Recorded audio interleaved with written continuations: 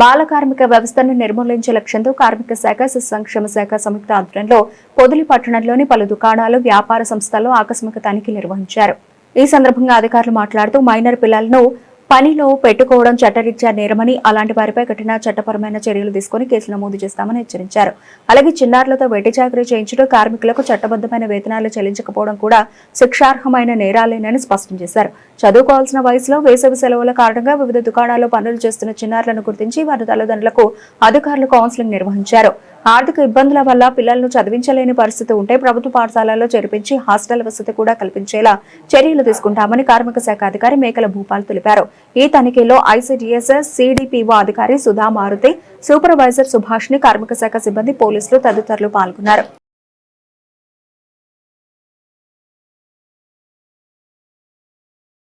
నుంచి జూన్ 30వ తారీఖు వరకు బాల కార్మిక చట్టం కింద ప్రత్యేక తనిఖీలు నిర్వహించడం జరుగుతుందండి. ఈ మెయిన్ ముఖ్య ఉద్దేశం ఏంటంటే మార్చి, ఏప్రిల్ తర్వాత పిల్లలకు స్కూళ్ళకి సెలవులు ఇస్తారు కాబట్టి వాళ్ళు ఎక్కడైనా సరే వాళ్ళ రోజువారీ దానికో లేదంటే ఇంకొంచెం పాకెట్ మనీ కోసమో ఎక్కడైనా షాపుల్లో కానీ ఇంకో చోట కానీ పనికి కుదురుతూ ఉంటారు జనరల్గా. అది మనకు తెలియని విషయం అది.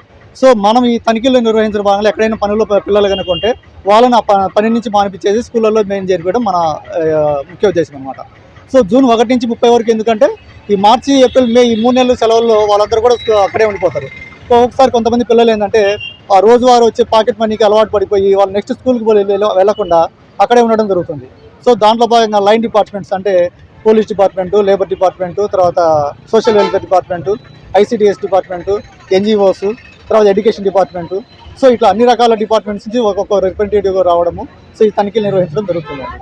ఇది జూన్ 1 నుంచి 30 వరకు కలెక్టర్ గారి ఆదేశాల మేరకు మరియు కార్మిక శాఖ కమిషనర్ గారి ఆదేశాల మేరకు మేము తనిఖీలు నిర్వహిస్తున్నాము. ఈరోజు పొదిలిలో పోలీస్ స్టేషన్ దగ్గర నుంచి మనం స్టార్ట్ చేస్తున్నామండి ఈ డ్రైవ్ అనేది.